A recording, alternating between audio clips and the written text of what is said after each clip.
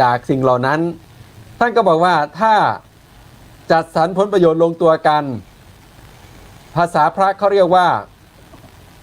สาธารณโภคิตานะครับเมื่อได้ประโยชน์ขึ้นมาแล้วเนี่ยก็จัดสรรแบ่งปันให้เหมาะสมครับคือเราจะเห็นสังเกตไหมว่าถ้าไม่มีผลประโยชน์บางทีก็ไม่ขัดแย้งกันครับแต่มีผลประโยชน์เกิดขึ้นแล้วไม่ลงตัวไม่ชอบใจไม่ลงตัวเนี่ยก็เกิดความขัดแย้งกันครับในสาธารณโภคิตาก็คือแบ่งปันให้เหมาะสมเมื่อได้ทรัพย์มาประการที่5ศีลสัมมัญญตาก็คือเรื่องของระเบียบปฏิบัติเสมอกันเหมาะสมเข้าใจตรงกันนะครับอย่างบางคนชอบใจ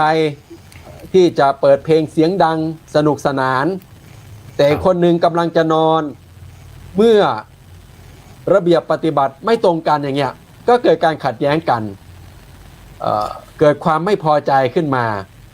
ทีนี้เมื่อความขัดแย้งเกิดขึ้นมาแล้วเนี่ยเราจะจัดการยังไงนี่อีกเรื่องหนึ่งนะครับเดี๋ยวผมจะไล่ไปจนหมดก่อนเพราะนั้นเรื่องของระเบียบปฏิบัติที่กระทบกระทั่งกันก็เกิดความขัดแย้งฉะนั้นจึงต้องมีระเบียบปฏิบัติที่เสมอกันด้วยนะครับประการสุดท้ายก็คือทิฏฐิสามัญญตาก็คือเรื่องของความคิดเห็นบางทีแตกต่างกันก็เป็นบ่อเกิดของความขัดแย้งนะครับบางทีแตกต่างกันคือจุดเริ่มต้นเลยนะครับคือความคิดเห็นเนี่ยนะครับโดยเฉพาะความเห็นผิดกับความเห็นถูกและโดยเฉพาะความเห็นผิดเนี่ยที่ขาดสติแล้วนี่ก็ไร้ทิศไร้ทางเนี่ยแน่นอนว่ามันเป็นบ่อเกิดแห่งความขัดแย้งแต่ถ้าความเห็นที่เป็นไปในทางทิศอย่างเดียวกันแม้ผลประโยชน์จะขาดบ้างจะหายไปบ้างหรืออาจจะถูกกระทบไปบ้างก็อาจจะยอมได้เช่นผมยกตัวอย่างสั้นๆว่าเช่นเรื่องของพระอรหันต์ครับมีความคิดเห็นคือความคิดเห็นไม่ตรงกันก็ว่ากล่าวตักเตือนกันก็คือประชุมกันมีรูปหนึ่งไม่มาประชุมเพราะว่าเข้าสมาธิครับ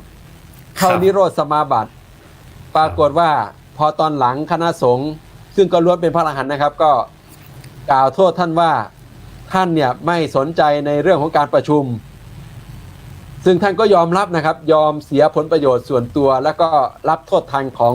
คณะสงฆ์เพื่อไปปฏิบัติภารกิจสำคัญของคณะสงฆ์ก็คือหลวงพ่อโลหณะอันนี้ก็เพราะว่ามีความคิดเห็นที่เป็นไปในทางทิศทางเดียวกันก็ยอมกันได้นะครับเบื้องต้นผมขออนุญาตเกริ่นไว้ว่าหากว่าเราจะอยู่ด้วยกันจะต้องมีสารานิยธรรม6ประการนี้แต่หากว่าไม่มีก็จะเกิดเป็นบ่อเกิดแห่งความขัดแย้งครับผมครับอันนี้ก็คือพระอาจารย์ท่านก็ได้บอกว่าคือการที่ถ้าความขัดแย้งที่มันจะเกิดขึ้นได้เนี่ยเพราะว่าเราขาดสารานิยธรรมหรือว่าขาดความเห็นที่มันตรงกันผลประโยชน์ที่ขัดกันเป็นต้นนะครับซึ่งญาติโยมนะสามารถที่จะมีคำถามไม่เข้าใจตรงไหนก็สามารถสอบถามมาได้นะครับซึ่งท่านก็เดี๋ยวท่านจะมีคำถามตอบให้กับคุณโยมเนาะหรือว่าเข้าใจก็สามารถเสิร์ชได้ใน Google ก็มีนะครับอาจารย์แล้วก็คือทีนี้เรามาดูครับผมอาจารย์เมื่อเกิดความขัดแย้งขึ้นมาจนกระทั่งว่าไม่สามารถควบคุมได้เนี่ยก็จะทำให้ผู้คนเนี่ยผิดศีล5ครับคือเบื้องต้นเลยพื้นฐานก็คือเบียดเบียนกันทางด้านศีล5เลยครับท่านอาจารย์ดวงทิพย์ครับผมครับผมนะฮะนี่คือสำคัญนะครับอาจารย์ศีล5นี้ทีนี้เรามาฟังของนักสันติศึกษานะครับซึ่งโยมก็เป็นนะฮะนักสันติศึกษาแล้วก็ก่อนอื่นก็ขอให้โยมเจี๊ยบนะฮะสุธิดาภัทริตได้แนะนำตัวเองก่อนนะพระอาจารย์เนาะซึ่งเราท่านทั้งหลายยังไม่ทราบว่าคุณโยมนั้นมีได้ยังไงแล้วมาเกี่ยวข้องกับสันติศึกษาซึ่งเป็นวิชาหนึ่งในการแก้ไขปัญหาความขัดแย้งครับอาจารย์ครับเพราะฉะนั้นก็ขึ้นเรียนเชิญคุณโยม นะครับสุทธิดาพัฒดิษฐ์นะครับแนะนำตัวเองแล้วก็ว่าความขัดแย้งจริงๆแล้วมันเกิดขึ้นอย่างไรนะครับในหลักของโยมนะฮะหรือว่าในหลักของสันตินะครับนะ กับนมัสการนะคะ วันนี้ก็มีความดีใจมากที่ได้มีโอกาสได้มาแสดงความคิดเห็นแล้วก็มารับฟังนะคะแล้วก็ได้มีโอกาสได้เจอพระอาจารย์ต่างๆด้วยนะคะก็ขออนุญาตแนะนำตัวอีกครั้งหนึ่งนะคะชื่อสุทธิดาภาคลิ้นนะคะหรือว่าชื่อเจี๊ยบตอนนี้กำลังศึกษาปริญญาเอกนะคะสาขาสันติศึกษาวิทยาลัยพุทธศาสนาชาตินะคะมหาวิทยาลัยมหาจุฬาลงกรณ์ค่ะของเราจะเป็นMajor Peace Study นะคะ International Buddhist Study College ค่ะก็ที่สนใจเลือกเรียนสาขานี้นะคะซึ่งโดยส่วนตัวแล้วเนี่ยเราก็มีความนิสัยที่จะเรียกว่ามาจากพื้นฐานนะคะก็คือว่ามีความสนใจสังคมรอบข้างเพื่อนฝูงหรือแม้แต่ว่าคนที่อยู่ใกล้ๆเราค่ะแล้วเราก็เริ่มที่จะมองว่าสาขานี้มันสามารถทำให้เกิดประโยชน์เนี่ยหนึ่งแหละตัวเราเนาะแล้วก็คนรอบข้างเราด้วยค่ะแล้วก็ขออนุญาตนะคะก็โชคดีที่ได้มาเจออาจารย์พระมหาดวงทิพย์นะคะเป็นรุ่นน้องครับผมนะครับแล้วที่คุณโยมเจี๊ยบหรือว่าโยมสุทธิดาฮะในมุมมองของโยมว่าความขัดแย้งมันคืออะไรฮะแล้วสาเหตุจริงๆในที่พระอาจารย์ชันชัยบอกว่าสาเหตุจริงๆมันเป็นโลภะโทสะโมหะหรือว่าความอยากจะได้นะครับความไม่พอใจนะครับความหลงหรือว่าไม่รู้ตัวเองว่ากำลังทำอะไรอยู่เนี่ยแล้วมุมมองของโยมเจี๊ยบนะครับว่ามีอย่างไรบ้างเนาะในการมุมมองว่าไอ้ความขัดแย้งมันคืออะไรมันมาจากไหนเนาะขอบคุณสำหรับคำถามนะคะก็ในมุมมองของโยมซึ่งเป็นฆราวาสนะคะคือความขัดแย้งเนี่ยก็เป็นเรื่องปกติของมนุษย์เรามนุษย์โลกนะคะซึ่งความขัดแย้งนี่ก็มีมานานแล้วนะคะจะขออนุญาตยก3ตัวอย่างนะคะก็อันแรกเลยเนี่ยก็คือในส่วนของขออนุญาตกล่าวถึงในส่วนของคัมภีร์ไบเบิลนะคะซึ่งเนี่ยมีความขัดแย้งมาตั้งแต่อดีตซึ่งก่อนหน้านี้มนุษย์เราบนโลกเนี่ยซึ่งเกิดมาจากมนุษย์2คนแหละอาดัมและอีฟนะคะซึ่ง2คู่เนี่ยก็มีความเชื่อทางศาสนาแล้วหลังจากนั้นเขาก็จะมีความที่จะเหมือนกับว่านับถือศาสนาที่มีความแตกต่างกันนะคะทำให้เกิดมีความขัดแย้งกับพระเจ้านะคะพระองค์เจ้าเขาซึ่งทำให้เห็นว่าในสมัยนั้นมนุษย์เนี่ยก็มีพฤติกรรมที่ขัดแย้งกับพระองค์ท่านเหมือนกันนะคะอันที่2นะคะในสมัยพุทธกาลซึ่งความขัดแย้งเนี่ยที่เรากล่าวถึงเลยนะคะที่มักจะได้กล่าวถึงก็ได้แก่ความขัดแย้งของการแย่งน้ำเนาะกรณีแย่งน้ำแม่น้ำโลหินีอะค่ะแล้วก็กรณีขัดแย้งคณะสงฆ์2 ฝ่ายแห่งเมืองโกสัมพีนะคะซึ่งพระพุทธองค์เนี่ยต้องเสด็จมาไกล่เกลี่ยเป็นต้นนะคะและความขัดแย้งสันติภาพยุคใหม่นะคะซึ่งเข้าสู่ในกลางศตวรรษที่20ซึ่งเป็นช่วงที่ตั้งแต่อดีตจนถึงปัจจุบันนี้นะคะก็จะมีความขัดแย้งเนี่ยทั้งหมดเป็น3เรื่องนะคะที่เกี่ยวกับความขัดแย้งก็ประกอบด้วยทั้งหมดนะคะเจรจาการต่อรองเนี่ยค่ะอันที่2ก็จะเป็นการไกล่เกลี่ยเนาะและที่3เนี่ยจะเป็นการประนอมข้อพิพาทซึ่งอันนี้เราใช้หลักสำคัญนะคะในการที่เราจะกระจัดความขัดแย้งครับนี่ก็คุณโยมท่านก็ได้นำมาบอกว่าคือความขัดแย้งจริงๆแล้วมันมีมาตั้งแต่สมัยโบราณนะครับก่อนที่เรียกว่ายุคก่อนๆนู้นได้ซ้ำไปนะครับแล้วก็ในสมัยพุทธกาลก็มีตัวอย่างเช่นโกสัมพีนะครับแล้วก็การแย่งชิงแม่น้ำระหว่างโกริยะวงศ์กับสักยะวงศ์นะพระอาจารย์ชันชัยครับพระอาจารย์ขยายให้โยมว่ามันมีความขัดแย้งกันยังไงทีนี้เราเอาอดีตก่อนนะพระอาจารย์เนาะเดี๋ยวทีนี้เราก็ค่อยเข้ามาปัจจุบันอย่างเช่นปัจจุบันว่าความขัดแย้งกันอย่างเช่นสีผ้าเนี่ยพระอาจารย์ครับที่สีผ้านี่ว่าทำไมพระสงฆ์ประเทศไทยเราสีผ้าบางคนก็เป็นสีราชนิยมบางคนก็เป็นสีส้มบางคนก็เป็นสีแดงนะครับอันนี้คือความขัดแย้งขนาดพระเองก็ยังมีความขัดแย้งคือเป็นรูปธรรมทางข้างนอกนะครับแล้วก็ความขัดแย้งกันหลายอย่างครับพระอาจารย์ที่มันเกิดขึ้นในสังคมปัจจุบันพระอาจารย์เอาลองยกตัวอย่างก่อนว่าในพุทธกาลอย่างเช่นโกสัมพีนะครับอาจารย์หรือว่าเป็นแม่น้ำโลหินีเนี่ยมันมีความเป็นมาอย่างไรครับอาจารย์ครับ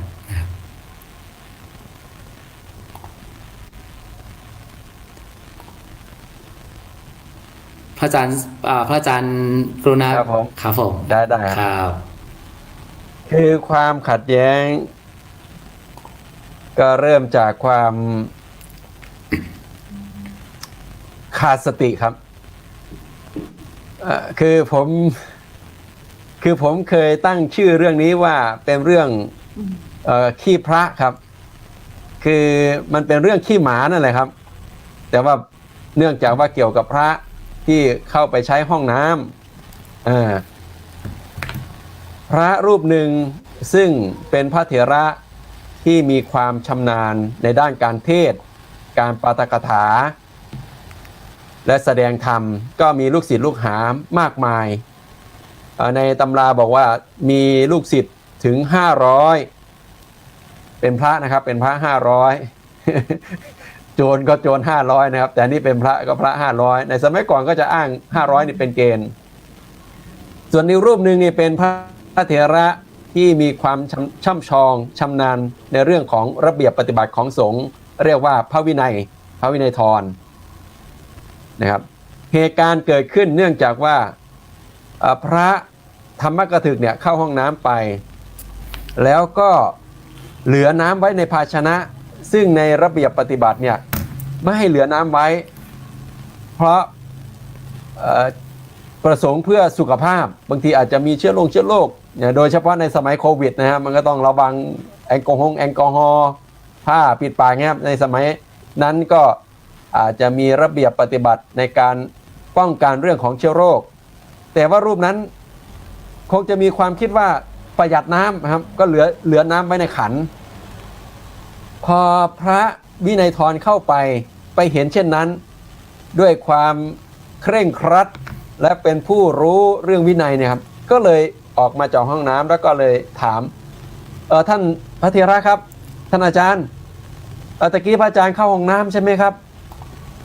อ๋อใช่ครับท่านอาจารย์เหลือน้ำไว้ในขันท่านอาจารย์ไม่รู้แล้วครับว่า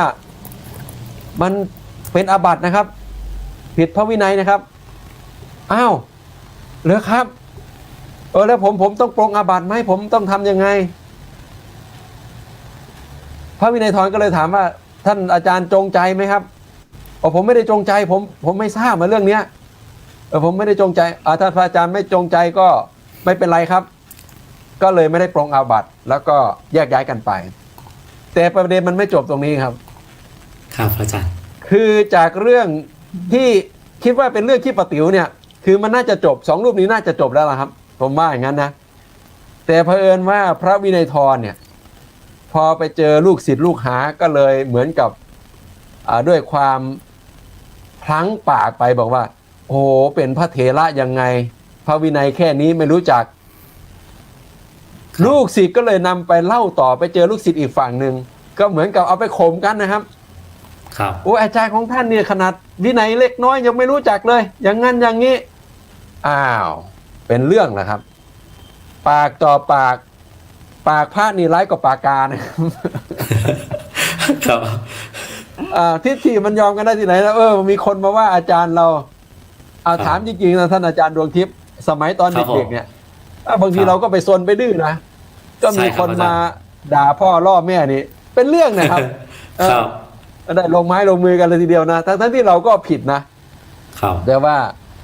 พูดถึงบุพการีหรือว่าผู้มีพระคุณเรานี่มันทิฏฐิมันยอมกันไม่ได้ปรากฏว่า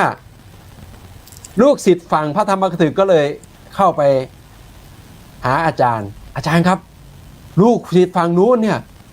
เขาหาว่าอาจารย์นี่ไม่รู้พระวินัยเล็กน้อยก็ไม่รู้จักเป็นพระเถระเสียเปล่าโอ้โหเป็นเรื่องครับคือด้วยความที่ทิฏฐิมานะก็ยอมไม่ได้เหมือนกันคือแทนที่จะยอมรับว่าอาจารย์ก็ผิดเองแหละมันก็จบอย่างนี้มันก็จบนะครับแต่อาจารย์ก็บอกว่าโอ้โหต่อหน้าพูดอย่างหนึ่งรับหลังพูดอย่างหนึ่งต่อหน้าพูดว่าไม่เป็นไรใช้ได้ที่ไหนนี่พระวินัยธรพระเถระยังไงเนี่ยรับหลังพูดอย่างนี้ไม่ใช่ลูกพี่ชายนี่นะก็คงจะใส่อารมณ์ไปประมาณนี้ทีนี้ลูกสิก็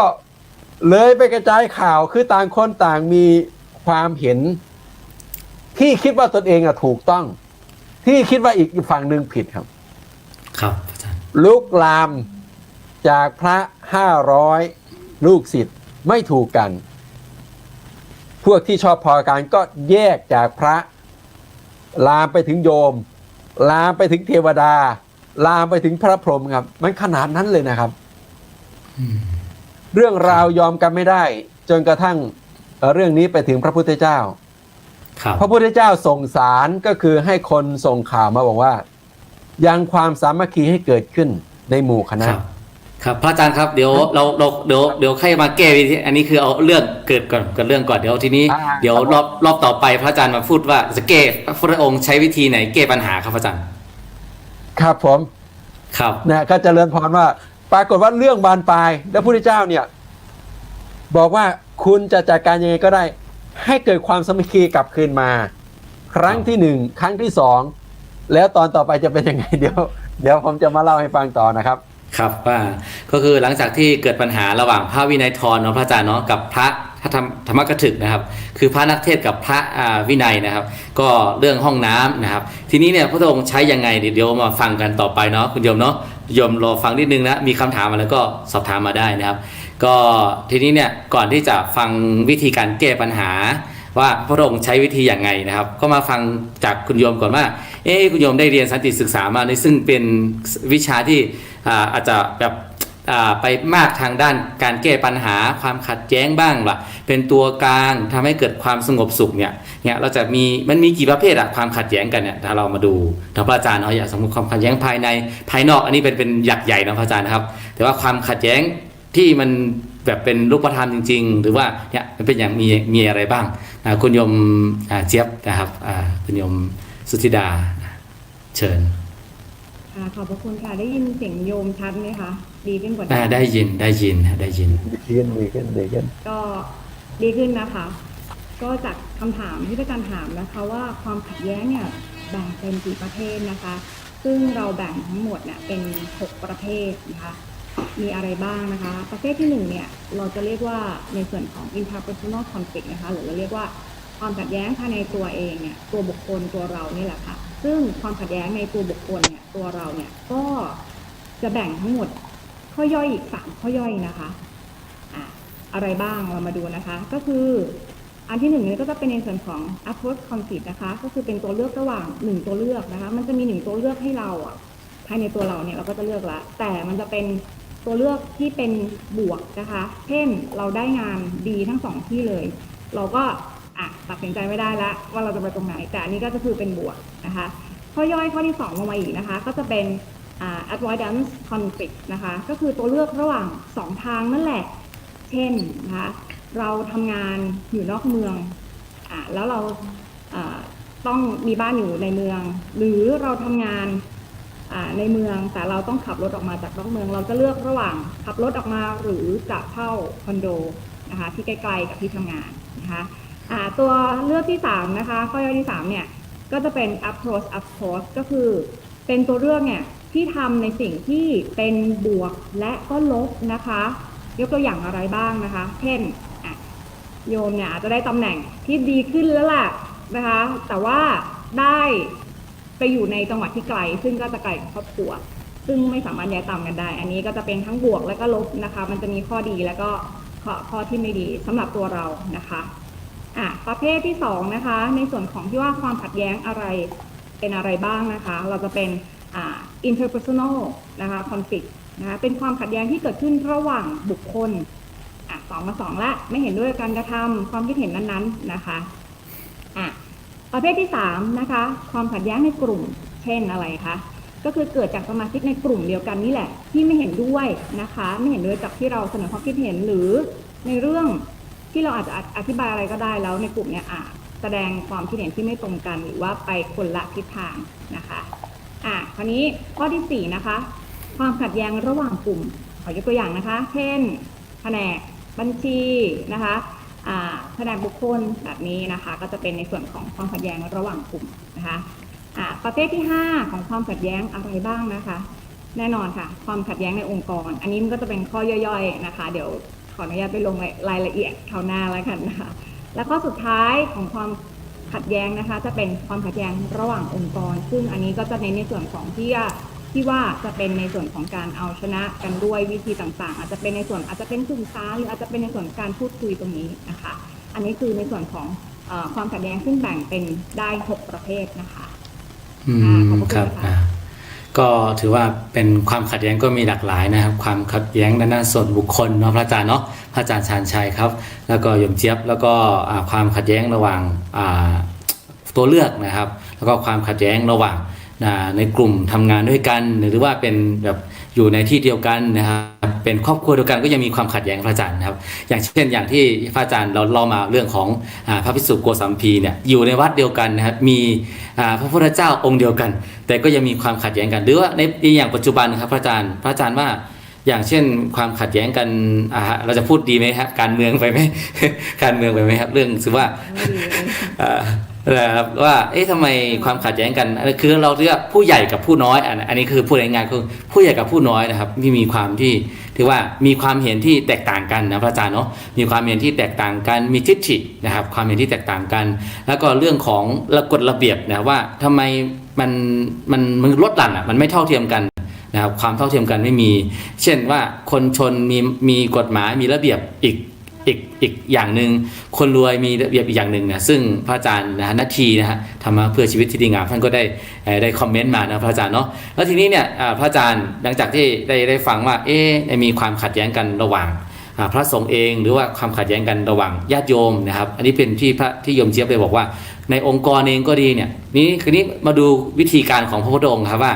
พระสงฆ์เนี่ยมีความขัดแย้งกันพระพุทธองค์ใช้ยังไงนะพระอาจารย์เนาะพระอาจารย์ชาญชัยว่าพระพุทธองค์ใช้วิธีการอย่างไงในการแก้ไขความขัดแย้งครับแก้ปัญหาตรงนี้หรือว่าต้องแก้จากภายในก่อนไหมหรือว่าจากภายนอกพระอาจารย์นาทีท่านได้ถามมาอีกว่าความขัดแย้งอันจะเกิดจากภายนอกเนี่ยมีมากมายครับแต่ว่าความขัดแย้งอันเกิดจากภายในตัวเองเนี่ยควรแก้จากภายนอกมาหาภายในหรือว่าภายในไปหาภายนอกครับอาจารย์ก็จะมี2คำถามด้วยกันครับอาจารย์ได้แก้ได้พูดธรรมะครับเนี่ยว่าพระพุทธองค์ใช้อย่างไรครับอาจารย์ครับพระพุทธองค์เนี่ยเราศึกษาจากพุทธประวัติเราจะเห็นว่ามีคำทำนายพยากรณ์จากผู้ชำนาญว่าพระองค์จะมีเป็น2ในก็คือถ้าอยู่จะได้เป็นเจ้าจักรพรรดิเจ้าจอมจักรพรรดิเลยนะครับคือหมายความว่าบรรดาราชาทั้งหลายเนี่ยเจ้าจอมจักรพรรดินี่คือเหนือกว่าราชาปกครองทุกแว่นแคว้นเนี่ยอยู่ภายใต้จอมจักรพรรดิเลยทีเดียวแล้วก็อีกทางหนึ่งก็คือว่าพระองค์จะออกบวชแสวงหาโมกขธรรมแล้วก็ค้นพบเป็นศาสดาก็คือเป็นผู้นำทางด้านจิตวิญญาณเป็นศาสดาเอกของโลกเลยเป็นพระพุทธเจ้าซึ่งจริงๆในพุทธประวัติเนี่ยอัญญากณฑิยะนี่ถึงกับฟันธงว่าลักษณะเนี้ยพระองค์จะต้องออกบวชและเป็นศาสดาเอกของโลกในเดียวเท่านั้นฟันธงนะอัญญากณฑิยะมีความเชื่ออย่างนั้นเลยตามหลักโหราศาสตร์ตามหลักทำนายของท่านแล้วเราจะเห็นว่าแม้จะมีอำนาจเงินทองมากมายต่างๆเนี่ยพุทธองค์ก็ทรงเล็งเห็นว่าไม่สามารถที่จะช่วยขจัดความขัดแย้งอย่างถาวรได้เพราะว่าความขัดแย้งมันเกิดจากภายในใจครับคือในตัวของเราเองเราก็ขัดแย้งตัวเราเองไม่ต้องไปพูดถึงว่าจะไปอยู่กับสังคมนะครับพระองค์จึงเลือกทางในการที่จะขจัดความขัดแย้งในใจของพระองค์ด้วยการศึกษาค้นคว้าจนได้ตรัสรู้เป็นพระพุทธเจ้าแล้วก็เผยแผ่ธรรมและแนวทางของพระองค์ชี้ชัดเจนว่าขจัดความขัดแย้งภายในได้จริงๆสำหรับผู้ที่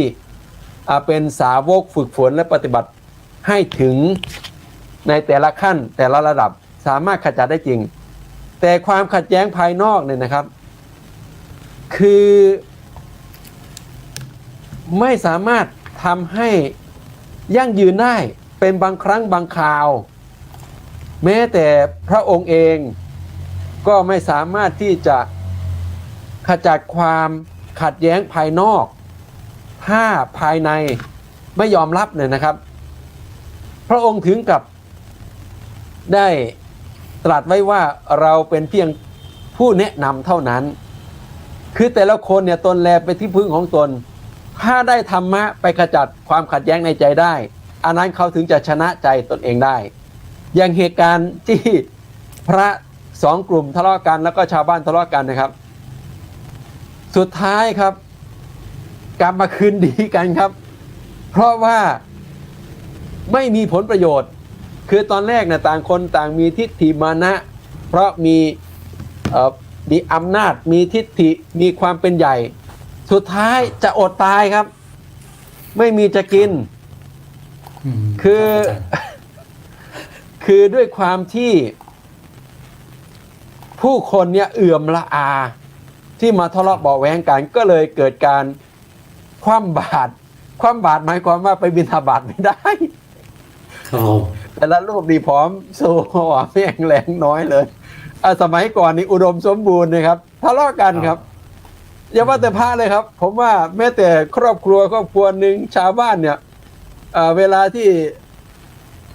อุดมสมบูรณ์เนี่ยเวลามีเงินมีทองมีผลประโยชน์อย่างเมื่อเช้านี้ก็ดูข่าว กิจการกาแฟครับโอ้โหร่ำรวยเป็นเงินเป็นทอง ก็เกิดความคิดเห็นที่ขาดสติก็คือเกิดความหวงแหนกิจการ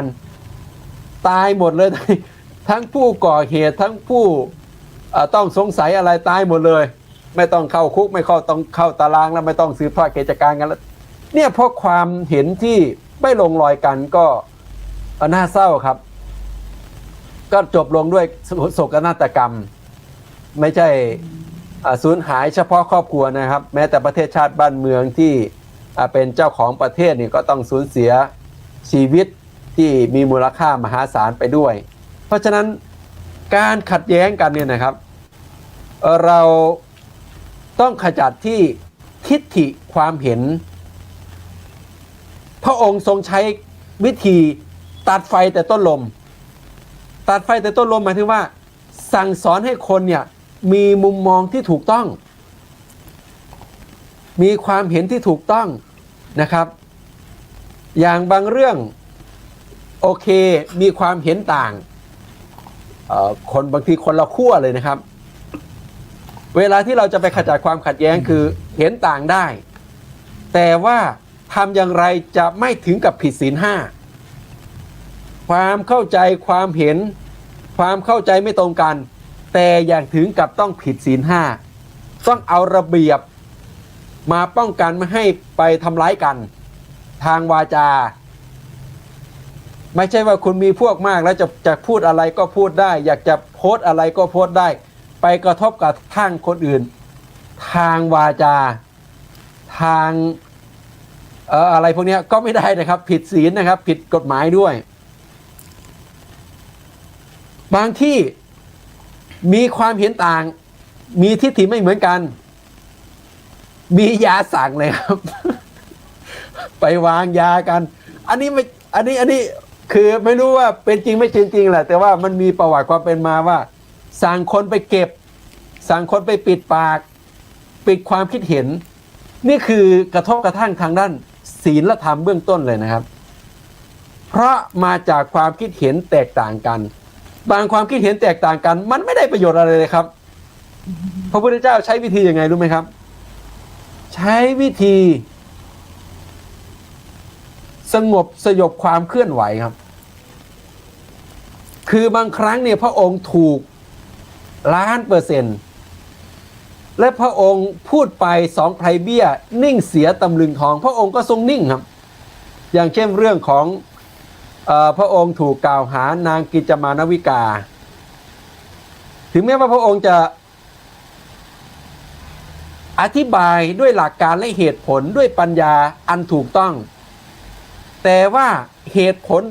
ทางบ้านเมืองเนี่ยหลักฐานมันไม่ส่อว่าพระองค์สุจริตทั้งที่พระองค์สุจริตนะครับพระองค์ก็ทรงนิ่งชาวบ้านนี่แตกกันเป็น2ฝ่ายนะครับทะเลาะกัน2ฝ่ายพระองค์ก็นิ่งนะนิ่งคนที่มีสติปัญญาระดับสูงก็นิ่งนะครับแต่ว่าคนระดับ ที่ยังมีกิเลสหนาอยู่ก็ทะเลาะกัน ครับ คือก็เป็นธรรมดาของโลกนี้ที่มันเกิดความขัดแย้งและทะเลาะกัน แล้ววันหนึ่งความจริงก็ปรากฏบ้านเมืองก็สงบลง ครับ เหตุการณ์บ้านเมืองของเราหลายๆขั้นหลายๆตอนที่เกิดความขัดแย้งเกิดความเสียหายเนี่ยบางทีก็ต้องทำใจครับ คือต้องทำใจบางอย่างความจริงปรากฏขึ้นมาเนี่ย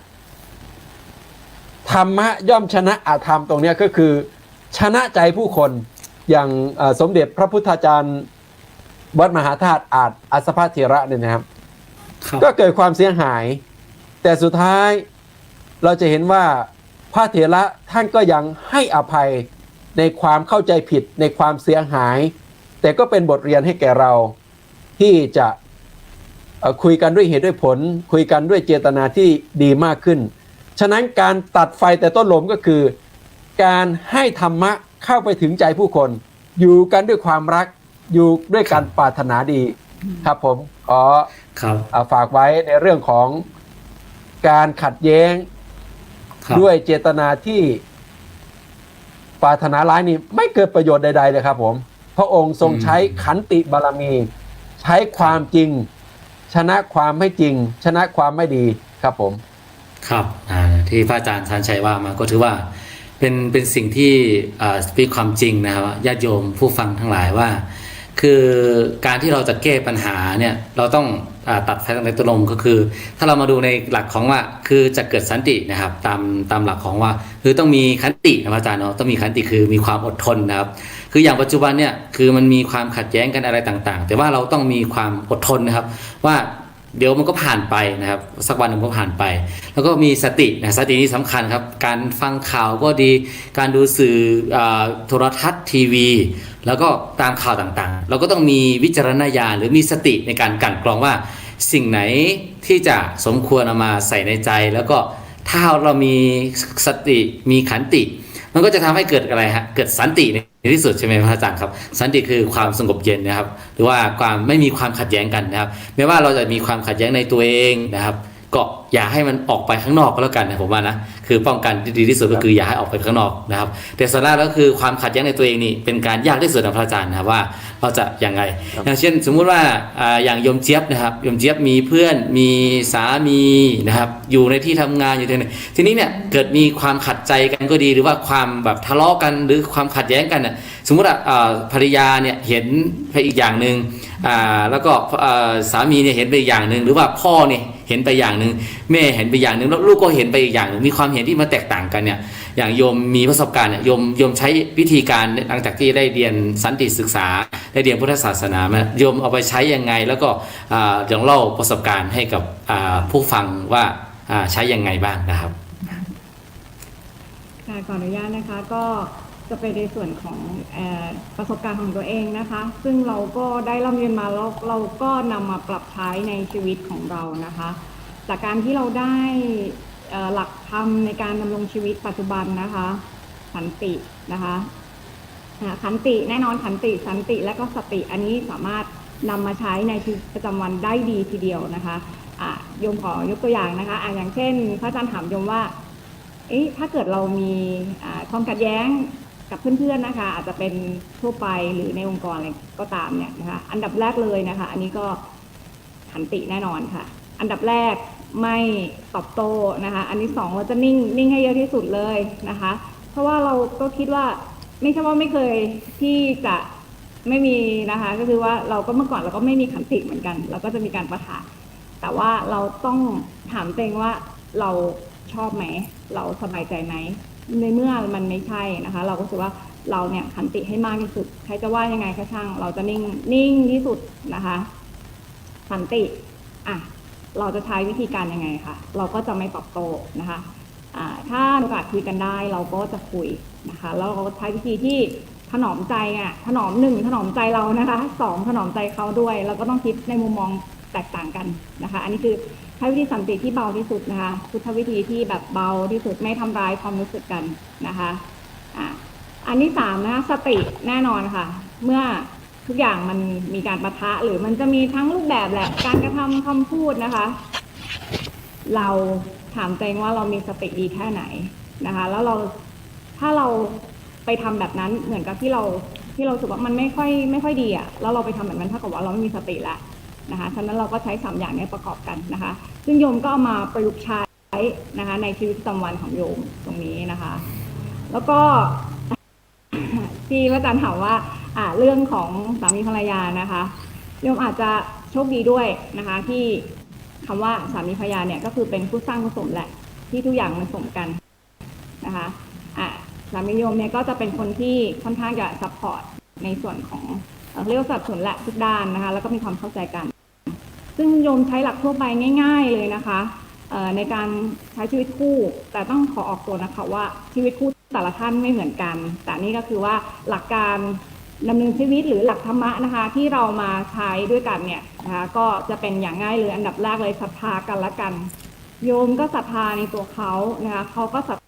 ธาในตัวโยมฉะนั้นเนี่ยเมื่อเราต่างเคารพกันศรัทธากันละกันเนี่ยทุกอย่างเนี่ย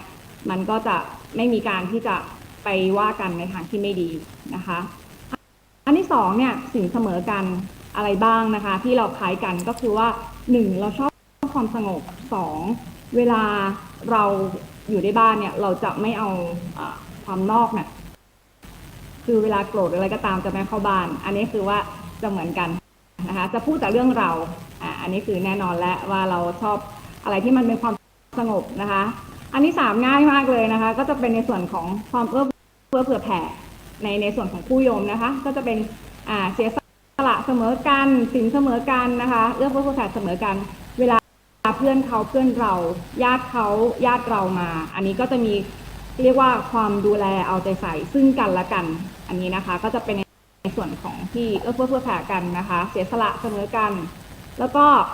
เวลาทำงานอันนี้เราทั้งคู่นะคะจะเป็นวัยทำงานด้วยกันละก็จะสนับสนุนการทำงานซึ่งกันและกันเข้าใจกันเห็นใจกันนะคะแล้วสุดท้ายเนี่ยปัญญาเสมอกันก็จะมีความเข้าใจงานนะคะรับผิดชอบงานซึ่งกันและกันก็จะคอยให้คำปรึกษาในเรื่องงานหรือว่าการใช้ชีวิตนะคะถ้าเราร้อนเขาก็จะเย็นถ้าเรา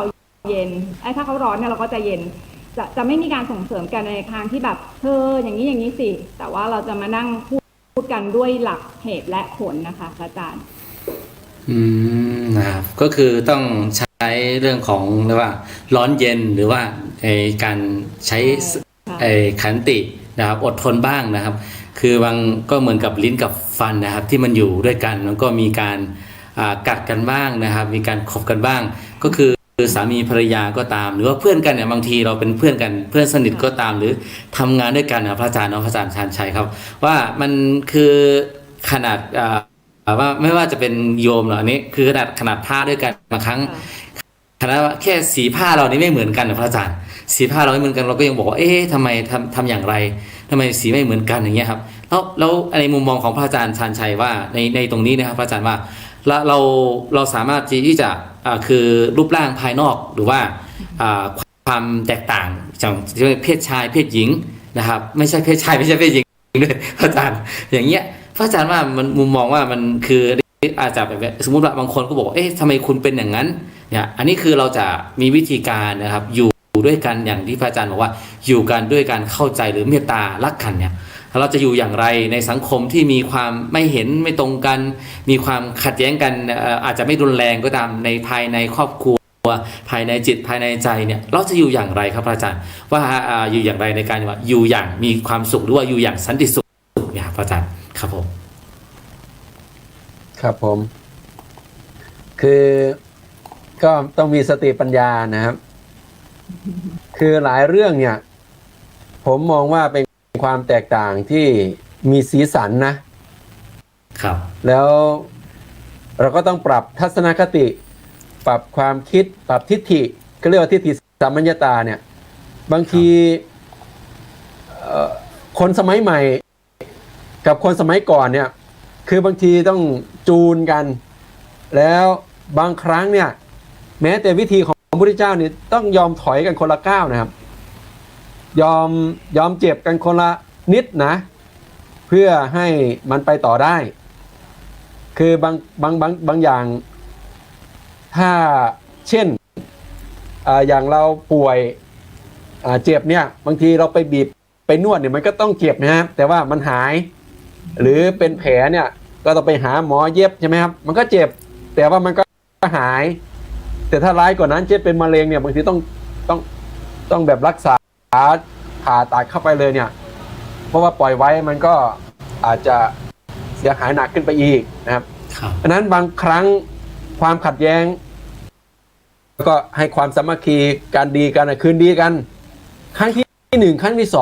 2แล้วพระองค์ก็ทรงมาเสด็จมาเองเลยนะครับเสด็จมาเองแล้วก็คือ2ฝ่ายเนี่ยต่อสู้กันด้วยเจตนาที่ร้ายครับคือพระธรรมกถึกกับพระวินัยทรเนี่ยคือจะเอาให้ชิบหายกันไปข้างหนึ่งเลยแต่พระวินัยทรเนี่ยก็เอาจุดด้อยของพระธรรมกถึกที่ว่าผิดวินัยเนี่ยเอาเรื่องนี้ซึ่งมันก็ผิดจริงๆนะเอาเรื่องนี้เป็นประเด็นยกอุเขปนิยกรรมก็คือให้สงฆ์เนี่ยตัดองค์เนี้ยออกจากคณะเลยทั้งที่พระเถระรูปนั้นท่านก็มีบริวารเยอะซึ่งถ้าต่างคนต่างมีชุมชนที่เยอะเนี่ยคือเราจะต้องคิดถึงประโยชน์ส่วนใหญ่ด้วยไม่ใช่ว่าอยากจะชนะส่วนตัวแล้วก็มันชิบหายทั้งคณะอย่างเงี้ยไม่ใช่นะครับพระเจ้าก็เลยบอกว่าท่านพระวินัยทรการที่ท่านยกเรื่องนี้เป็นประเด็นในการที่จะเอาโทษพระธรรมถึกเนี่ยมันไม่ได้เป็นประโยชน์ก็คือเป็นโทษนั่นเอง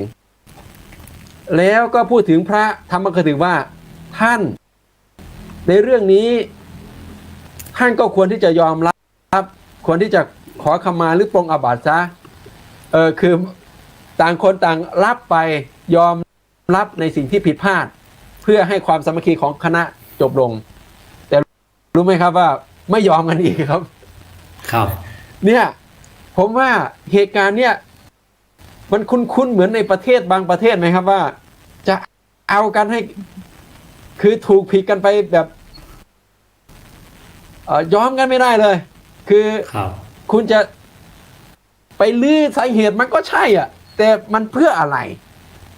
มันเป็นประโยชน์ต่อประเทศชาติบ้านเมืองไหมเป็นประโยชน์ต่อคณะสงฆ์ไหมปรากฏว่าพระองค์ก็เอื่อมละอาพระองค์ว่าในเมื่อทั้งที่พระองค์เป็นผู้บัญญัติข้อระเบียบต่างๆนะยังไม่ยอมฟังครับที่จะเอาผิดเอาถูกกันไม่เอาความสามัคคีไม่เอาสังฆะแล้วเรื่องนี้เชื่อไหมว่าพระองค์ทรงยกเลยว่าเป็นบาปหนักการยังสงฆ์ให้แตกกันเนี่ยนะครับเป็นบาปหนักมากแสดงว่าพระองค์ทรงยกย่องเรื่องความสามัคคีอันไหนที่ก่อให้เกิดความสามัคคีหรือดีกันได้เนี่ยแม้ในทางพุทธศาสนาก็มีสอนเรื่องของการอโหสิกรรมการขอขมาในการที่จะขอขมาในการที่อภัยทานให้แก่กันและกันเนี่ยมันต้องมีคนผิดเพราะนั้นคนที่ไม่ผิดเนี่ยที่ได้รับผลกระทบก็ต้องมีโอกาสให้โอกาสเขาและคนที่ผิดพลาดก็จะรู้สึกสำนึกคืนดีซะคือทำดีแล้วก็มาขอโทษมาให้สิ่งดีๆต่อกันซะส่วนคนที่ได้รับผลกระทบก็อภัยให้เพื่อที่จะไปต่อได้นี่ผมว่าหลักทางพุทธศาสนาเนี่ยมีหลายเรื่องที่ไม่ใช่ว่าชิงดีชิงเด่นหรือจะเอากันให้ถึงตายไม่ใช่อย่างนั้นนะครับพระองค์ทรงเน้นเรื่องของความสามัคคีมีขันติ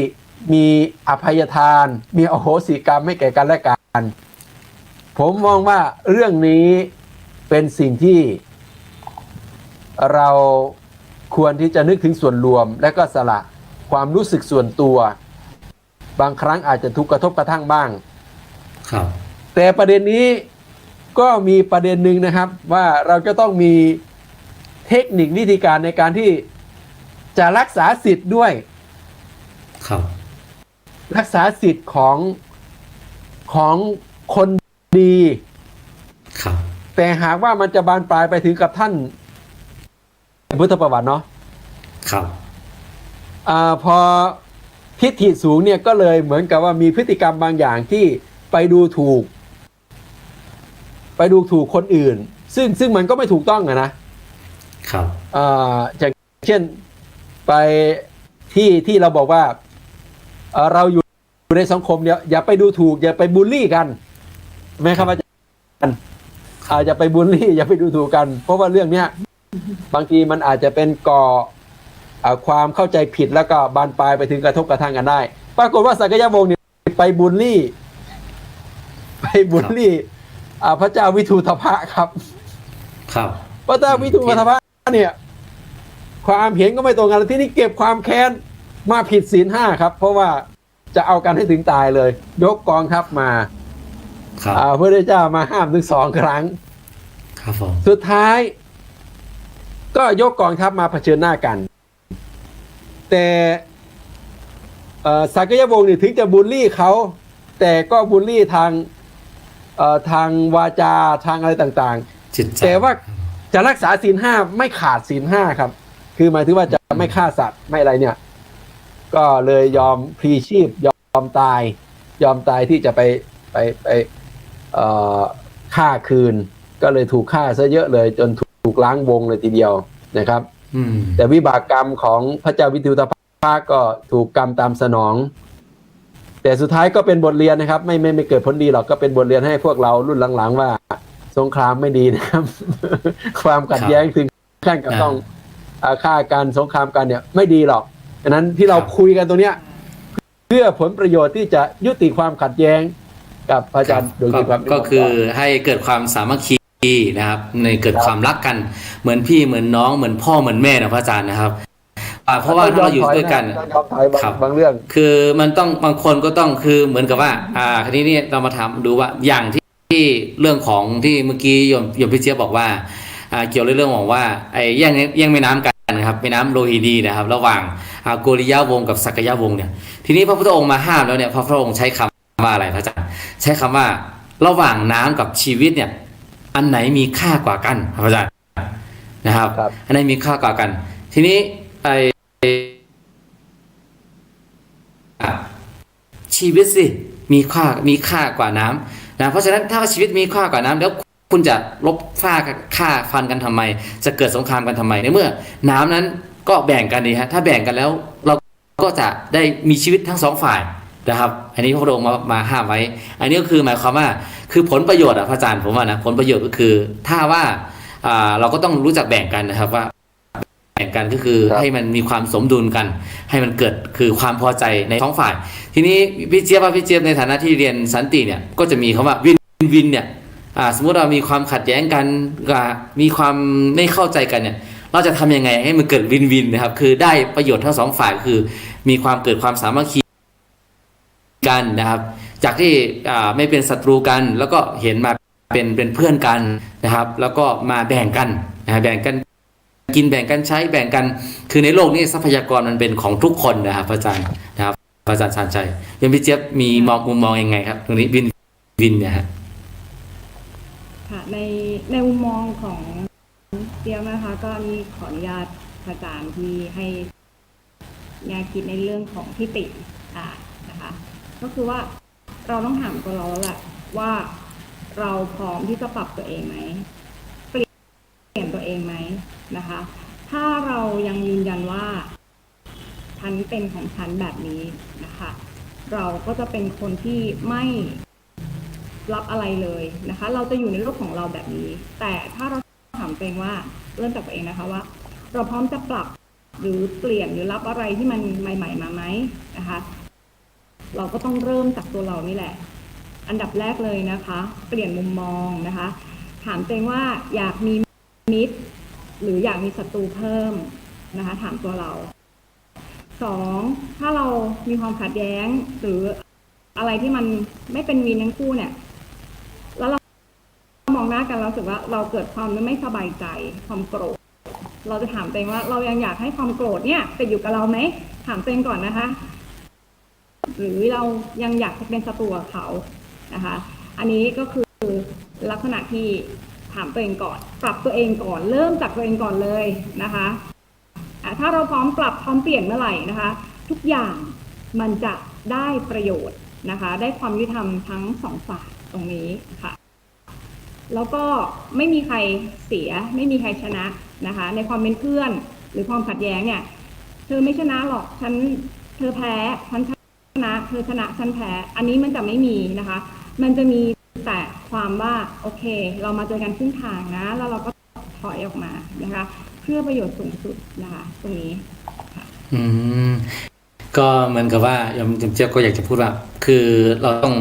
เข้าใจตัวเองก่อนว่าเราจะมียอมรับตัวเองเปลี่ยนทัศนคติแล้วก็ที่ว่าทีนี้ผู้ชนะย่อมก่อเวรใช่ไหมครับผู้แพ้ย่อมนอนเป็นทุกข์ในพระอาจารย์ชาญชัยเพราะฉะนั้นคือไม่ว่าจะเป็นชนะหรือว่าแพ้เนี่ยก็คือต่างมีความทุกข์ด้วยกันทั้งนั้นทีนี้พระอาจารย์ผมอยากถามอีกคำถามว่าทีนี้เนี่ยถ้าสมมติเรามีความขัดแย้งกับคนแบบดื้อด้านคนอันธพาลอย่างเงี้ยพระอาจารย์มีวิธีแก้หรือว่าทำอย่างไรครับสมมติว่าเรามีเพื่อนที่โอ้โหเราขัดแย้งกันแบบคือเขาแบบไม่ยอมรับอะไรเลยทุกอย่างครับคือเราพูดอะไรก็ในทางที่ดีก็ไม่เอาในทางที่ร้ายก็ไม่เอาต้องใช้กฎหมายต้องใช้อะไรพวกนี้หรือพระอาจารย์มีวิธีแก้ไขยังไงครับกับคนพาลหรืออันธพาลเนี่ยพระอาจารย์ครับ คือเรื่องนี้นะครับคน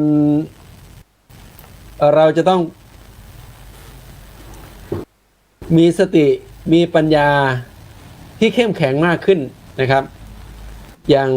ผมเนี่ยก็เคยเกิดเหตุการณ์แบบนี้แล้วเวลาที่เรามีมุมมองในด้านดีมันก็มีข้อด้อยเวลาที่เราเจอสิ่งไม่ดีเนี่ยเราจะเกิดการต่อต้าน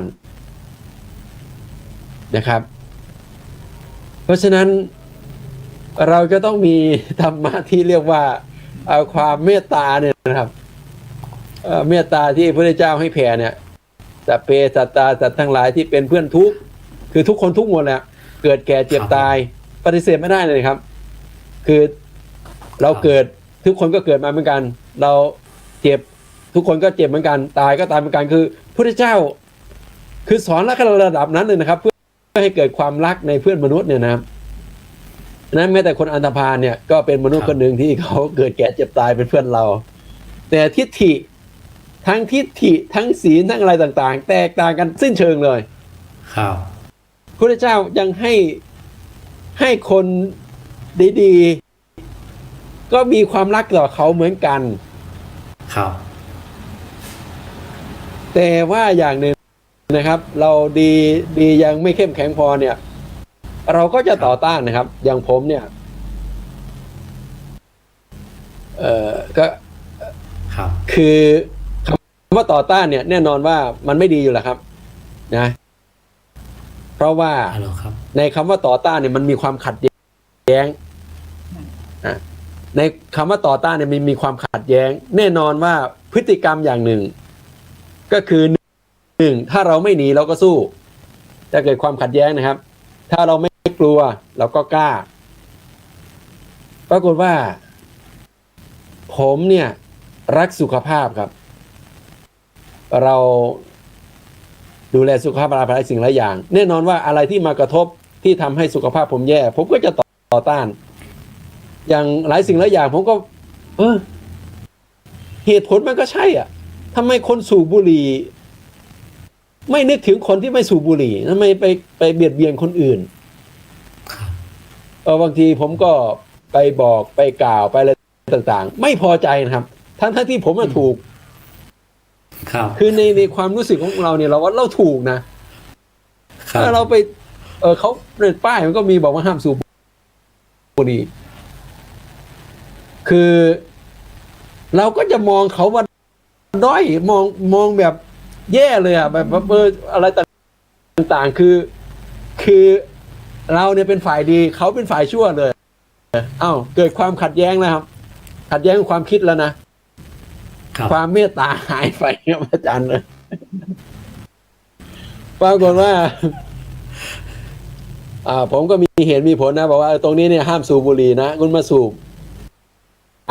หรือเป็นบางคนผ่าน เขาไม่ฟังครับ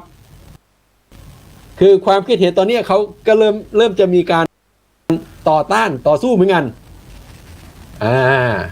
ตรงนี้แหละครับ เริ่มจากความคิดเห็นโอเคผมเนี่ยไปพูด คือคำพูดของเราอาจจะถูกต้องแต่ว่าคนพาลไม่ฟัง อาจจะมองว่ากำลังที่จะ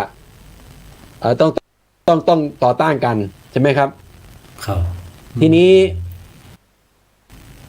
เขาก็โมโหครับ เขาก็โมโห ครับ ทีนี้คนดีก็โมโหเหมือนกันเราสติหลุดแล้วก็โมโหเหมือนกันนะอาจารย์นะครับ แต่ด้วยความที่เราฝึกฝนมา เราก็เป็นฝ่ายถอย ครับ เรารู้แล้วว่าเขาจะควบคุมอารมณ์ไม่ได้ปุ๊บผมก็ถอยสิครับ ครับ คือก่อนที่เราจะลงไม้ลงมือทำร้ายร่างกาย ซึ่งปกติผมก็ร่างกายแข็งแรงกว่าเขาอยู่แล้วนะครับ แต่ว่าพอเรามีสติเรายอมถอย เพื่อที่จะไม่บานปลายที่กระทั่งทำร้ายร่างกายกัน หรือว่าโต้เถียงกันที่รุนแรงมากกว่านั้นนะครับ ผมก็ยอมถอย พอถอยปุ๊บเขาสติกลับมาเอาค่อยๆไปคุยกัน ครับ เพราะว่าคนเราเวลาสติกลับมามันก็รู้เฮ้ยเขาก็ผิดจริงๆแหละเขาก็แบบก็รู้สึกแบบ ตอนนั้นก็อารมณ์ชั่ววูบแต่ถ้าเราไม่มีสตินะครับ ต่างคนต่างไม่ถอยเนี่ย คือถึงแม้ว่าเรา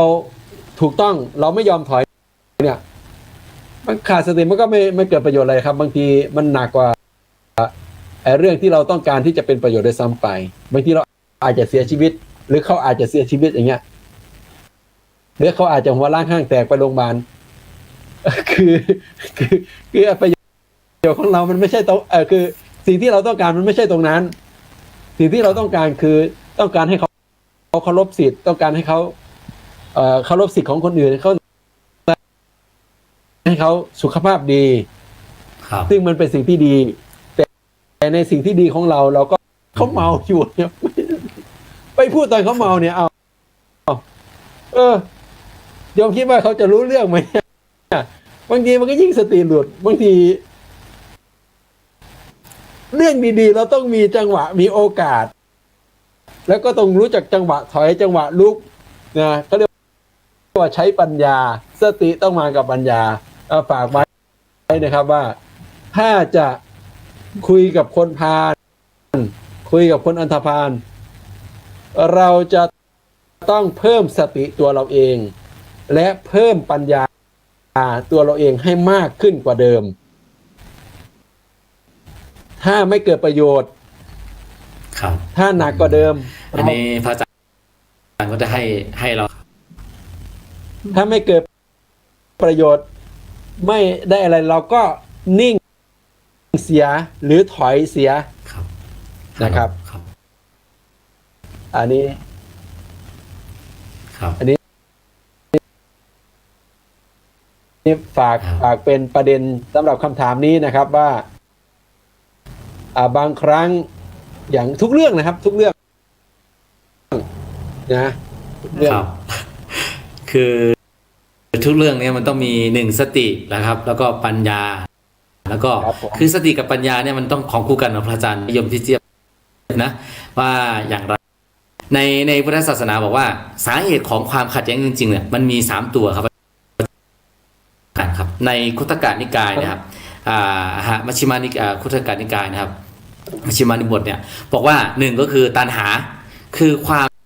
อยากได้นะฮะหรือว่าความที่แบบไม่รู้จักพอเนี่ยครับ2ก็คือทิฏฐิความเห็นครับอาจารย์ความเห็น3ก็คือมานะครับความถือตัวว่าฉันนี่ถูกต้องฉันนี่ไม่ผิดฉันนี่ต้องชนะอะไรประมาณนี้ครับอาจารย์คือ3ตัวเนี่ยว่ามันเป็นสิ่งที่ว่าถ้าเราสามารถแล้วทีนี้เนี่ยถ้าเราจะแก้เนี่ยอาจารย์หรือว่าโยมพี่เจี๊ยบมีวิธีแก้ไหมจะแก้ ครับ ครับ ผมเสริมนิดนึงนะครับผม ครับ เพราะบางรูปนี่เคร่งพระวินัยเหลือเกิน ผมอยากจะยกตัวอย่างเรื่องราวที่ซึ่งมันไม่ส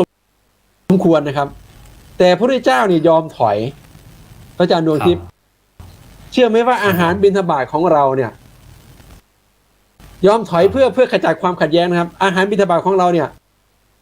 ถือว่าต้องรักษาศรัทธาธรรมที่เขาถวายมานะแต่มีข้อแม้ว่าบำรุงพ่อแม่เอาไปให้ก่อนได้อันนี้ผมก็เห็นควรด้วย แต่มันมีข้ออนุญาตว่าถ้าโจรมันต้องการอาหารบิณฑบาตก็ต้องให้โจรนะอาจารย์จำได้ไหมครับถ้าโจรเนี่ยมันต้องการอาหารบิณฑบาตพระเอาให้โจรไปก็ไม่เป็นการทำศรัทธาทำให้ตกไปถ้าลองไม่ให้ดูสิโจรมันพลาดมันเดี๋ยวมันเปรี้ยงเอาให้แล้วตายฟรีเลยใช่ใช้ชีวิตเลยมันต้องฉลาดเลยนะครับพุทธเจ้านี่พระองค์ทรงฉลาดนะไม่ใช่ว่าบัญญัติอะไรที่แบบโง่ๆนะครับสองถ้าพระราชาต้องการก็ยอมให้บางคนไม่ดูตัวเองนะว่าจะไปต่อกรกับใครเนี่ยบางทีเราจะต้องรู้มีปัญญารักษาตัวรอดนะครับว่าเราควรที่จะเอาใช้ชีวิตเนี่ยไปยังประโยชน์ให้เกิดขึ้นผมก็เหมือนอาหารพระพระองค์ก็ทรงอนุญาตเพื่อที่จะรักษาสิ่งที่เป็นประโยชน์ในสมัยครั้งพุทธกาลว่าทรงมีพระปัญญาในการที่จะรักษาตัวรอดครับพระอาจารย์จำได้ไหมว่ามีครั้งหนึ่งที่ป้องกันความขัดแย้งที่พระราชามาถามพระพุทธเจ้าคืออยากจะมาถามว่ามเหสีเนี่ยไปเกิดบนสวรรค์หรือไปตกนรกใช่ครับแต่พระพุทธเจ้าเนี่ยป้องกันความขัดแย้งก็เลยทำเป็นลืมทำเป็นเลี่ยงเรื่องอื่นไปก่อนจะไปบอกว่ามเหสีของพระองค์เนี่ยตกนรกอยู่ตอนนี้เนี่ยครับความขัดแย้งบานปลายเนี่ยใช่ครับบางอย่างมันเป็นเรื่องจริงแต่ว่าโอกาสและจังหวะมันต้องได้ด้วยนะครับอาจารย์ใช่ครับใช่ไหมครับก็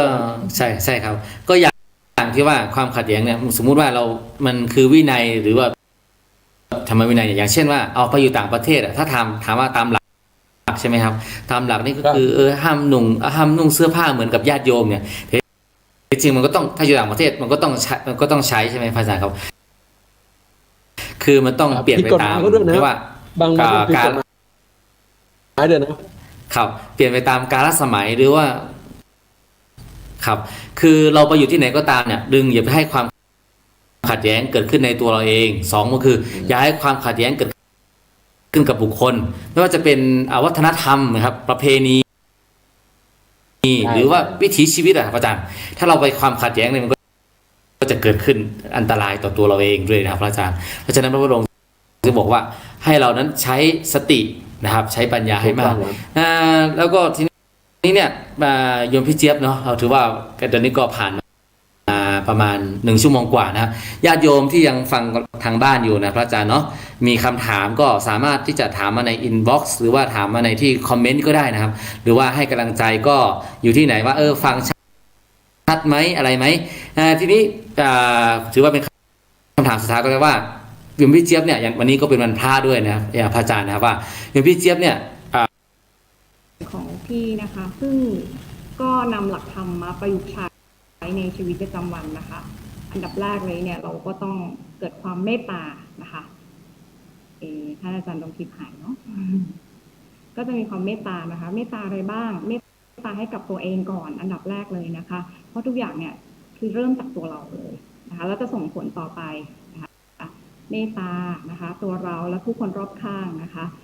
กรุณาแน่นอนค่ะกับคนทั่วไปแล้วก็คนที่เราเห็นหรือจะเป็นพวกสัตว์ต่างๆนะคะมุทิตานะคะอุเบกขาทุกอย่างเลยที่เข้ามาในชีวิตนะคะเราจะต้องมีความอดทนอดกลั้นต่างๆนะคะไม่ว่าจะเกิดกรณีใดก็ตามอันนี้เราจะถือว่าเราต้องอดทนให้ถึงที่สุดก่อนเนาะแล้วเราค่อยถึงว่าหลังจากนั้นเนี่ยเราก็จะมีความฝึกตัวเองด้วยนะเริ่มที่ตัวเองก่อนเลยนะคะเราไม่สามารถจะเปลี่ยนใครได้นะคะเราต้องเริ่มจากตัวเราก่อนนะคะเปลี่ยนตัวเองนะคะความขัดแย้งตัวเราอย่าลืมนะคะมี3ประเภท3อย่างเลยที่ได้แจ้งไปแล้วถามตัวเราก่อนนะคะเรา พร้อมที่จะเปลี่ยนตัวเองไหมปรับตัวเองไหมนะคะอันนั้นก็คือว่าเริ่มจากเปลี่ยนตัวเองก่อนเลยเปลี่ยนความคิดเปลี่ยน mindset รับฟังความคิดเห็นคนอื่นนะคะอันนี้ถ้าเริ่มจากเราได้นะคะทุกๆอย่างนะคะทุกคนที่อยู่ใกล้เราเนี่ยเขาจะรับรู้ได้นะคะว่าเราเปลี่ยนไปแล้วตัวเราก็จะรับรู้ได้ทั้งหมดเลยนะคะว่าเราเปลี่ยนไปได้มากน้อยแค่ไหนนะคะตรงนี้ค่ะ อ๋อนะถือว่าเยี่ยมมากก็คือ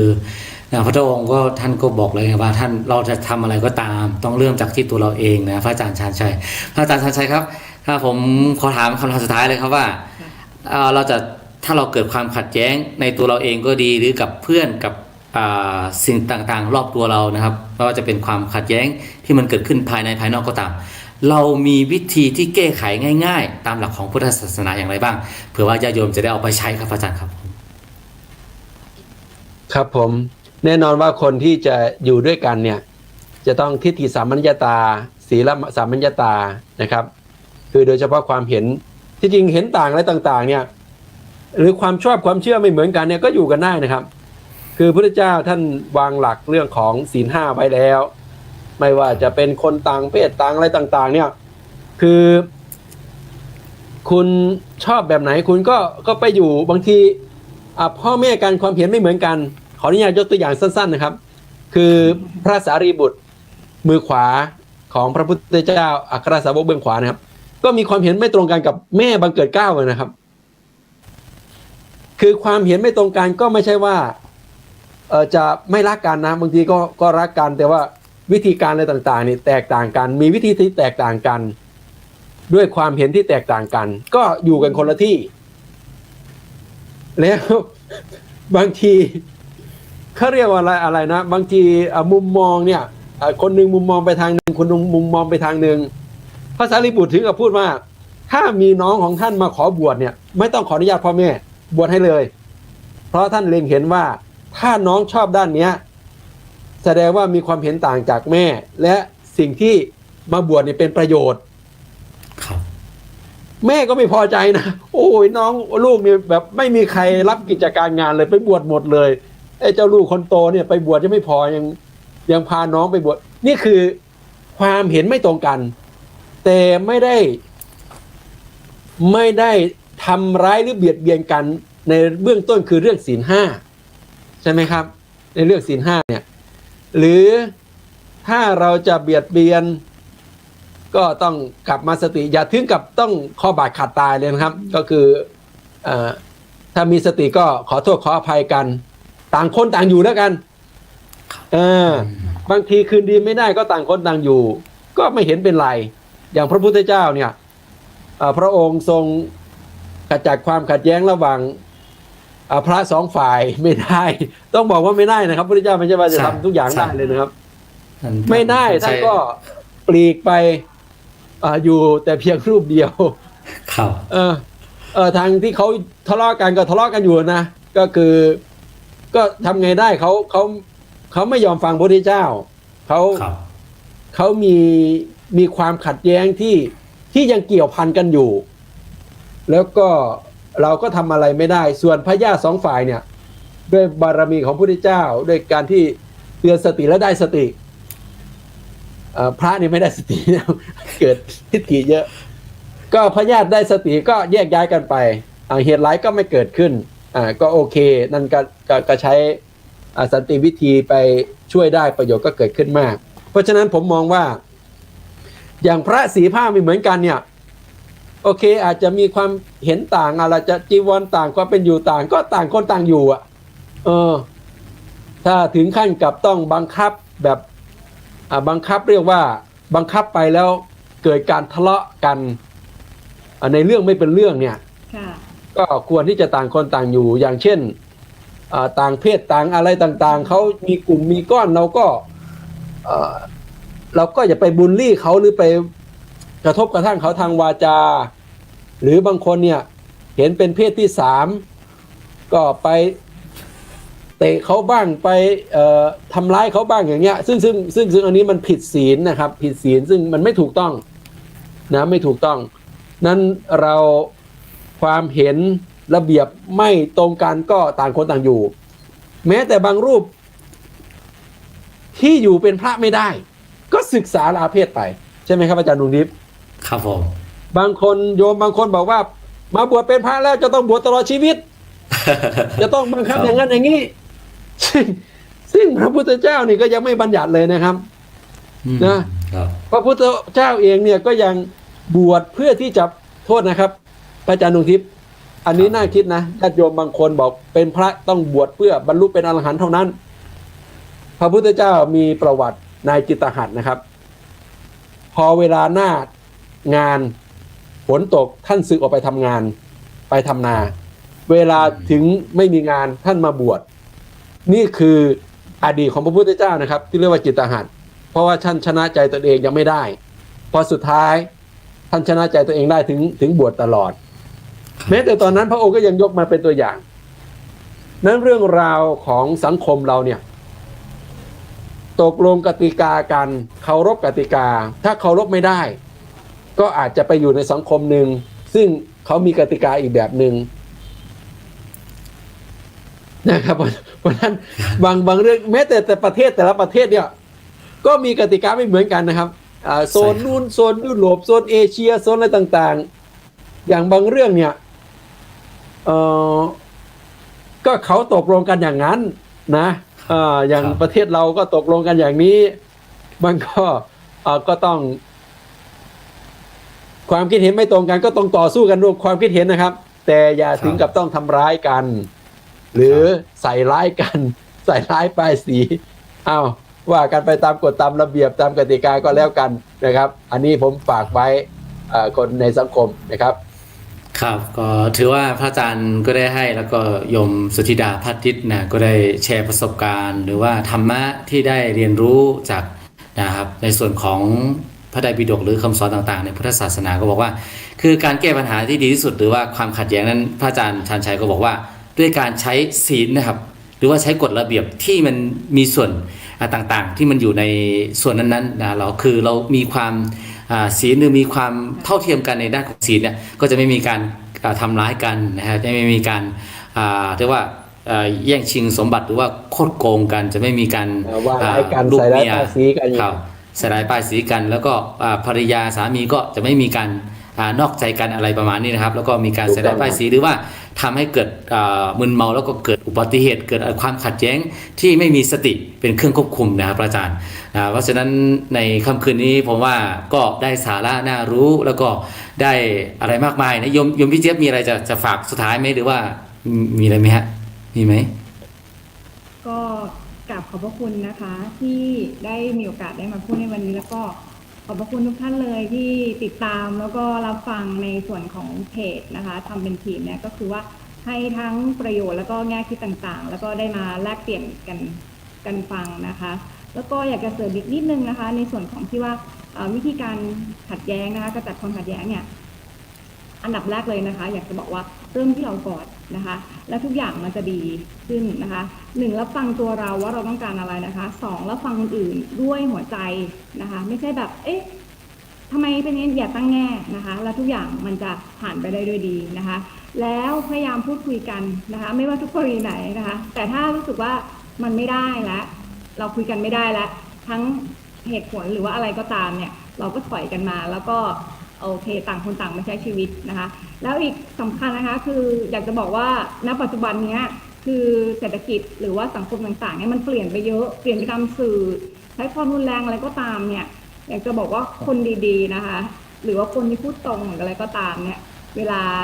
จะไปเตือนเขาหรืออะไรก็ตามดูสถานการณ์ก่อนนิดนึงนะคะเพราะว่าบางคนเนี่ยอารมณ์มันขึ้นเนี้ยเราเป็นคนดีแหละเราอยากช่วยเหลือเขาอะแต่บางทีเราดูสถานการณ์นึงว่าเขามีอาวุธไหมเขาพร้อมที่รับฟังเราไหมอันนั้นก็คือว่ามันจะต้องเป็นการฝึกเราด้วยค่ะว่าดูสถานการณ์ว่าเหตุการณ์เป็นยังไงแล้วเราจะเข้าไปตอนไหนอันนี้ก็จะเป็นลักษณะของที่ว่าเราดูในส่วนของการระงับข้อพิพาทอะไรพวกนี้นะคะนะฮะก็สาธุนะฮะก็ถือว่าเป็นเนื้อหาสาระแล้วก็เป็นในการที่จะมาใช้กับชีวิตประจำวันของเราเวลาเกิดความขัดแย้งกับตัวเราเองนะครับกับ ครอบครัวนะครับหรือว่าในชุมชนในบ้านพี่เมืองน้องหรือว่าเป็นเพื่อนในที่ทำงาน หรือว่าถึงระดับขั้นที่ว่าประเทศก็ได้นะครับ ซึ่งค่ำคืนนี้ก่อนที่จะลาจากญาติโยมไปนะก็ขอประชาสัมพันธ์นิดนึงว่าตอนนี้ธรรมะเป็นทีมของเรานะพระอาจารย์ชาญชัยแล้วก็โยมสุทธิดาพาทิตว่าเรามีกองทุนนะครับว่าเราก็คือเนื่องจากว่าภาคเหนือตอนนี้ของประเทศไทยจังหวัดแพร่น่านพิษณุโลกนครสวรรค์อะไรพวกนี้ก็เกิดปัญหาเรียกว่าความขัดแย้งกันนะครับคือไม่ใช่เกิดคือเกิดอุทกภัยนะครับ เพราะฉะนั้นก็ขอเรียนเชิญญาติโยมทุกท่านนะครับมาร่วมกันในการที่จะช่วยกันนะครับว่าเรามีสิ่งของก็ตามนะหรือว่าเรามีปัจจัยที่จะร่วมกันนะไปช่วยอุทกภัยนะครับภาคเหนือนะซึ่งวันที่ 28 ในสิงหานี้แล้วก็วันที่ 2 ก็จะมีครูบาอาจารย์ท่านได้มารายละเอียดอีกทีนึงนะส่วนญาติโยมก็สามารถที่จะร่วมกันได้นะตอนนี้นะครับจะเป็นปัจจัยหรือว่าเป็นสิ่งของก็ตามก็มีสถานที่ที่เราสามารถที่จะร่วมบริจาคได้ครับเช่นวัดพระสิงห์เชียงใหม่นะครับสถานีวิทยุชุมชนคลื่นสีขาวนะครับวัดปากทานเจริญดอยหล่อเชียงใหม่สถานีวิทยุชุมชนนาน้อยจังหวัดน่านนะครับแล้วก็สถานีวิทยุเมืองน่านนะภูเพียงจังหวัดน่านเป็นต้นหรือว่าจะโอนเข้ามาในบัญชีนี้นะครับนะ145244700นี่ครับพระอาจารย์เราถึง8นะครับซึ่งก็จะเป็นพระอาจารย์ไทยนะครับที่มีชื่อไว้พระอาจารย์พระมหาชาญชัยแล้วก็พระอาจารย์จตุรงค์นะครับมี3ชื่อด้วยกันนะหรือว่าจะร่วมสนับสนุนนะครับในการโครงการดีๆธรรมะส่งถึงบ้านนะธรรมะเป็นทีมซึ่งจะมีทุกๆวันทุกๆวันนี่ครับทุกๆวันพระนะครับพระอาจารย์ทุกๆวันพระแล้วก็ทุกวันพุธแล้วก็วันศุกร์แล้วก็วันอาทิตย์ครับเวลา20:00 นถึง3:30 นโดยประมาณซึ่งหากว่าเราท่านทั้งหลายมีคำถามอยากจะถามหรือว่าอยากจะให้ครูบาอาจารย์ท่านได้พูดเรื่องไหนนะก็สามารถที่จะคอมเมนต์แล้วก็ฝากไว้ที่คอมเมนต์ก็ได้หรืออินบ็อกซ์เข้ามาสอบถามอะไรต่างๆได้นะซึ่งค่ำคืนนี้นะผมก็ในนามฐานะที่เป็นผู้จัด